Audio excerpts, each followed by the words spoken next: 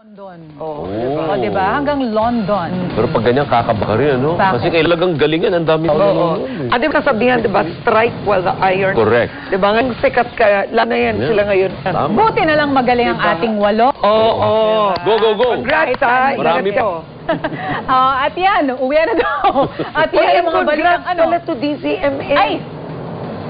Oh, di siya, mami. Ano naman, yung Kaya wala si rebranding. Ayun naman, dapat Yung ginensyon mo. rebranding Kaya wala na? si Kabayan, dahil Explain. babalik si Kabayan sa DZMM. O, alas nilaunch 10 ngayon. hanggang alas 11. Nilaunch today ang rebranding. Yes. Nang- DZMM, balik. Balik ang Okay. DZMM. Okay, marami na kami DZMM, dyan. Radyo Patrol sa Estrella. Yan. Okay. Para lang siya. Inyo yan. Ano yan? Kasali ka rin dun dati, kayong dalawa eh. Malay Okay mo, na, babalik okay na. din kayo. Okay na. At yan ang mga balitang binantayan namin para sa inyo. Tuloy-tuloy ang pagpapatrol sa Kapamilya Channel, Kapamilya Online Live at A to Z. Ako po si Zen Hernandez. At napapanood ng live ang TV Patrol at replay ng paborito niyong programa sa iwanttfc.com. Nandito kami para sa inyo, saan man sa mundo. Ako po si Karen Davila. At sama-sama pa rin tayo gabi-gabi sa All TV. Ako naman po si Alvin L. Chico. Sa ngalan ng ABS-CBN News, in the service of the Filipino, maraming salamat at magandang gabi, bayan!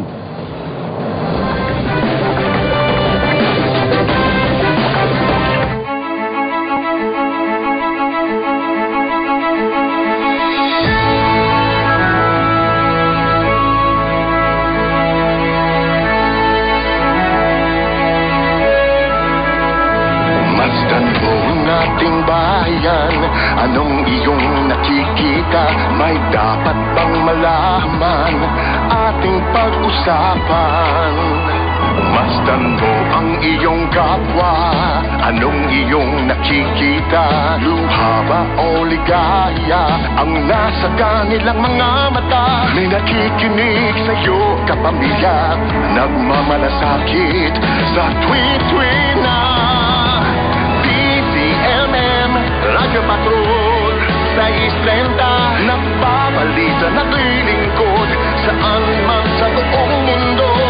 DZMM, Radyo Patrol sa Islenta, tapat at totoo, naglilingkod sa'yo, oh Pilipino.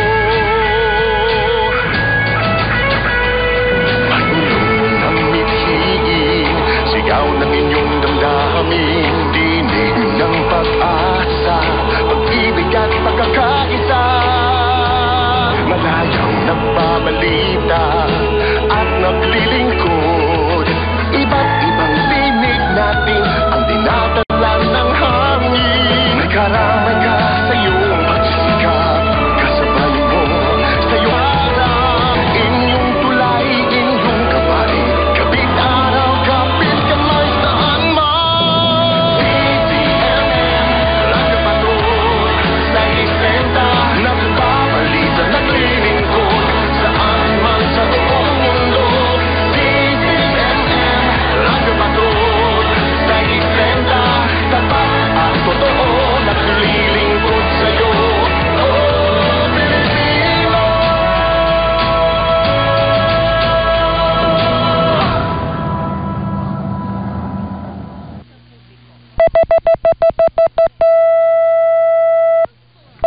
Ito po ang DZMM Radyo Patrol sa Estrenta at DZMM Teleradyo, tuloy na magbabalita at maglilingkod. Kasapi po kami ng KBP, kapisanan ng mga broadcaster ng Pilipinas. Ang oras! 3 minuto makalipas ang 8:08 ng gabi. Balitang kumpirmado, sigurado. Sa DZMM Radyo Patrol sa Estrella. Ito po ang DZMM. Magandang gabi mga kapamilya. Isang makasaysayang pagbabalik ng nangungunang himpilan sa radyo, sa kauna-unahang radyo sa telebisyon. Isang pangalan na naging bahagi ng bawat tahanan, bawat biyahe sa lansangan, bawat kwento ng sambayanan. Hindi kailanman nawala ang boses ng paninindigan at paglilingkod. Ito po ang DZMM, Radyo Patrol 630, at DZMM Teleradyo. Mga balitang kumpirmado, sigurado, patuloy na magbabalita at maglilingkod. Maglilingkod ng tapat, magbabalita ng totoo, kapamilya ng bawat Pilipino saan man sa mundo. Ako po si Alvin El Chico. Muli maraming salamat po mga kapamilya. Narito na ang ating mga balita.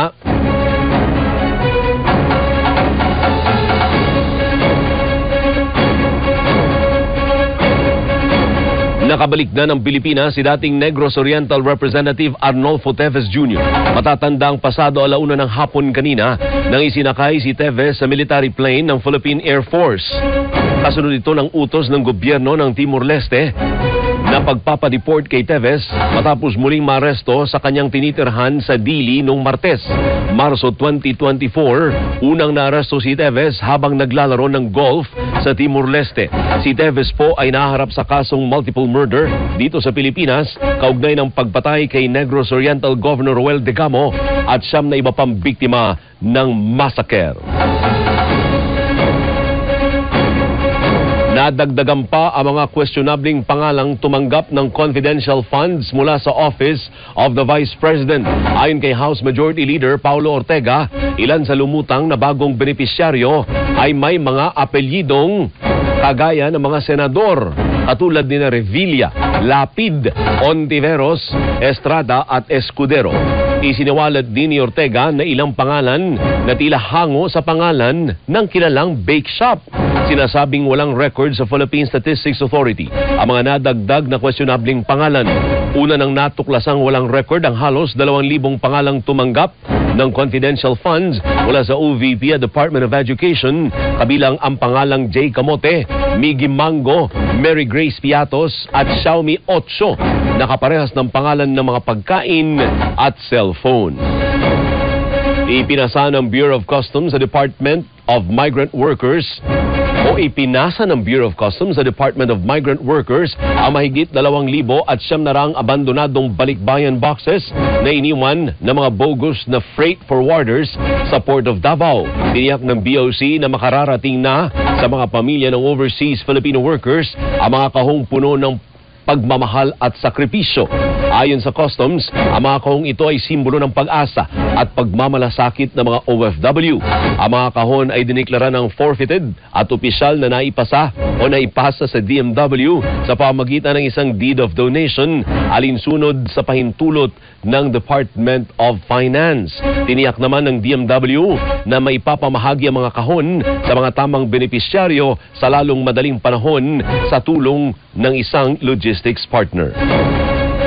Isa pa, mas mabilis at maluwag na pila ng mga commuter sa MRT3 ang aasahan kasunod ng pagtanggal ng X-ray machines sa baggage inspection ng mga istasyon.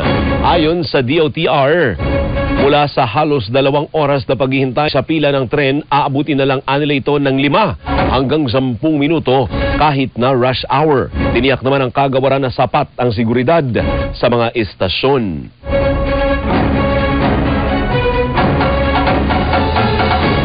DZMM Radyo Patrol 6:30, balik na sa ere. Detalye mula kay Radyo Patrol Robert Mano.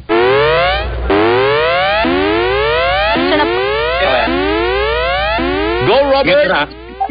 Alvin, nagbabalik na ang isa sa pinakatunagkakatiwalaan AM radio station. Pagdating po yan sa pagbabalik PM Radyo sa 6:30 bilang DZMM Radyo Patrol sa 6:30. Ito'y matapos po magdesisyon ng Philippine Collective Media Corporation na gamitin ang naturang phone sign sila. Simula po yan alas 8 ngayong gabi, May 29. Kasabay din ito ay inanunsyo na rin po ng Media Service Production Corporation na siya pong gumagawa ng mga programa para sa DZMM Radyo Patrol sa 6:30 na baguhin na rin po ang pangalan ng Teleradyo Servisyo bilang DZMM Teleradyo. Ang DZMM noong mga nakaraang 30 years ay pinagkatiwalaan ng ating mga audience bilang isang napaka-reliable source of news and public service. And now that we are back as DZMM Radyo Patrol sa Istrenta and DZMM Teleradyo, asahan po natin na masisigatan pa natin ang mga serbisyong ihahatid natin sa kanila, and we make sure that we break the news yung tama at accurate. Dahil dito, Alvin, muling mapapakinggan sa radyo ang nakasanayang pagbabalita sa DZMM bilang maasahang himpilan na una sa balita at una sa public service. Ang tanong ngayon, ano ba ang aasahan sa DZMM? Naku, may magbabalik. Alam mo, yung minahal nating MMK sa DZMM ay muling mapapakinggan sa DZMM Radyo Patrol sa Istrenta at Teleradyo. At meron tayong reprogramming. Abangan nyo yan sa June 2. Maganda po ang ating lineup at sinisigurado ko na yung lahat ng mga impormasyon at balita na kailangan ninyo ay mapapakinggan at mapapanood nyo. Alvin, sa programa naman dito sa Ayala Museum kung saan tumalo ang mga pinuno ng PCMC, MSPC at syempre ang mga DZMM anchors, reporters at syempre ang mga staff din natin dito at magiging yung mga partners na at advertisers. Kabilang din sa dumalo dito, Alvin, ay si Kabayang Noli Di Castro at si Ms. Charo Santos Concio. Dahil nandito si Ms. Charo at si Kabayan Alvin, isa lang ang ibig sabihin yan. Magbabalik din ang kanilang mga programa sa DZMM na aabangan ng ating mga kababayan simula yan next week, Alvin. At siyempre, kasama ang buong puwersa ng DZMM Radio Patrol sa Istrenta, yan po ang balitang kumpirmado at sigurado. Ito Radyo Patrol, Robert Mano, DZMM. Sarap pakinggan, ano? Maraming salamat, Robert Mano. Isa pa. Puntahan po natin si Radyo Patrol Bert Dizon, babaeng nag-viral na lumabas sa isang imburnal sa Makati City. Nilinaw na hindi nakatira doon. Pakinggan natin ang pag-uulat ni Bert Dizon. Bert?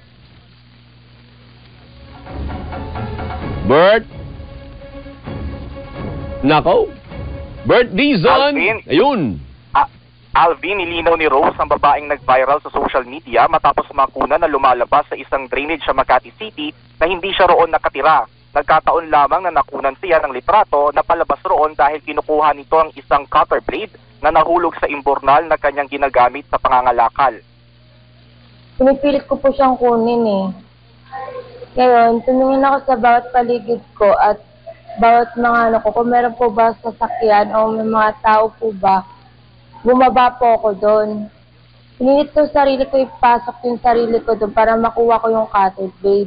Hindi ako nakatira sa isang imburnal. Ako po ay may isang bahay. Samantala, siniguro ni Department of Social Welfare and Development Secretary Rex Gatchalian na tutulungan nila si Rose na bigyan ng disente at maayos na hanap buhay.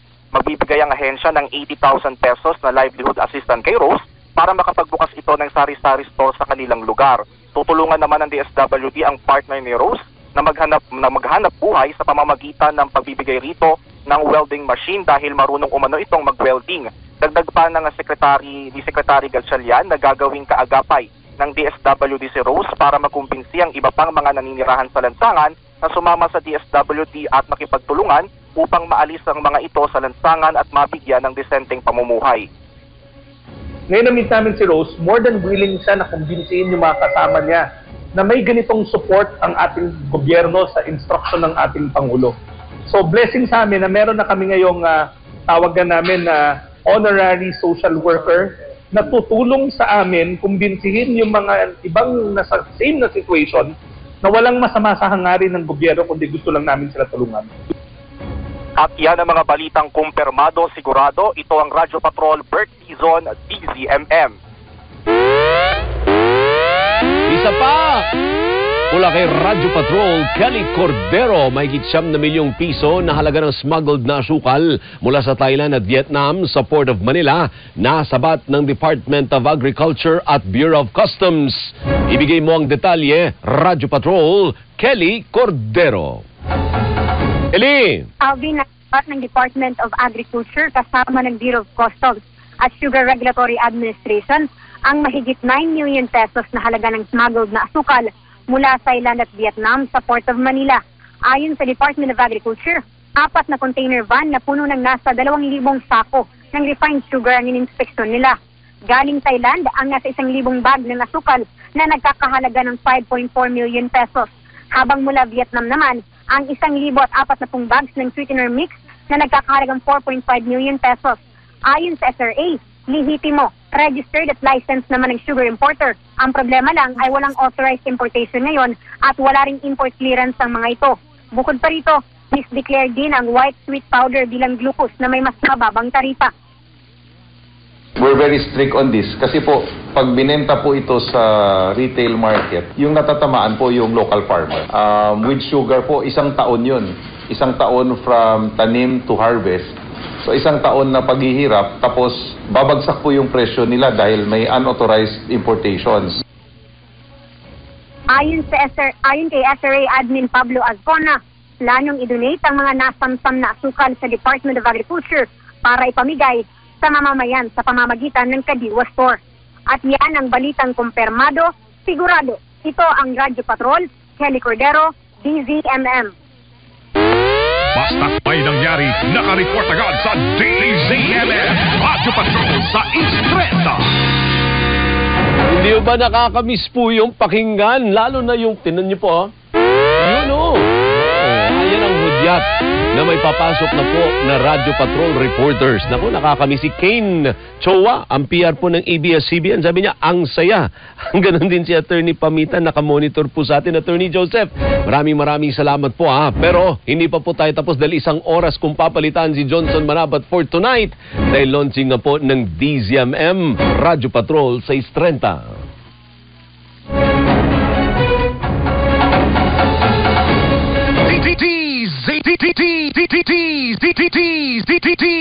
DZMM Sa ating pagbabalik, numero 1 sa aksyon.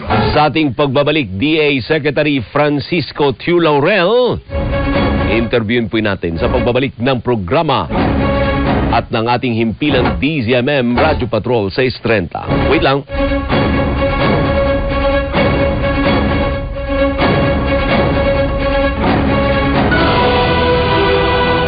Ang mga pinagkakatiwalaang pangalan sa radyo at telebisyon nasa DZMM Radyo Patrol sa East 30 at DZMM Teleradyo.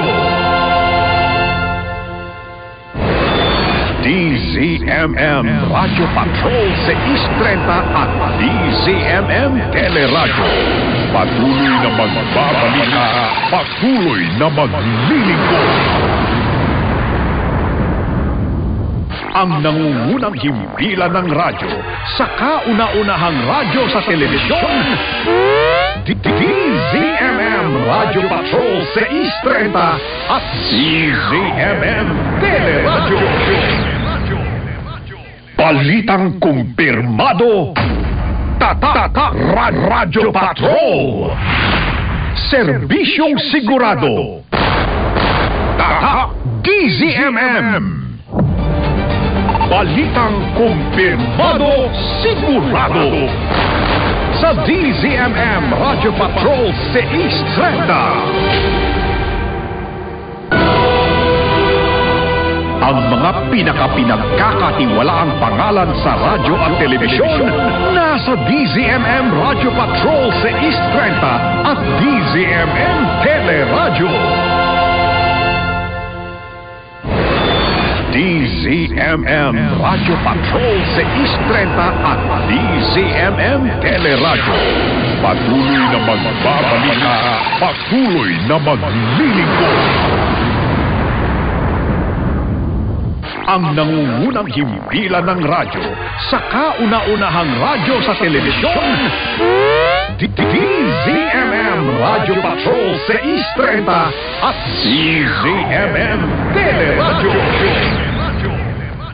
Balitang kumpirmado, Tatak Radyo Patrol. Serbisyong sigurado, Tatak DZMM. Balitang kumpirmado, sigurado.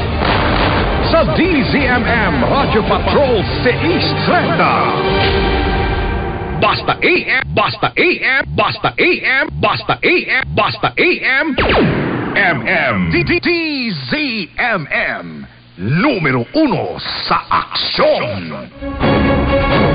Dami na kami sa atin, dami na ka-monitor ngayon, oh. Talaga nga naman si Migs Bustos, oh. Ang saya-saya raw, ganun din si Hoho Serafika. Ang dami na ka mo na-miss nyo yung DZMM.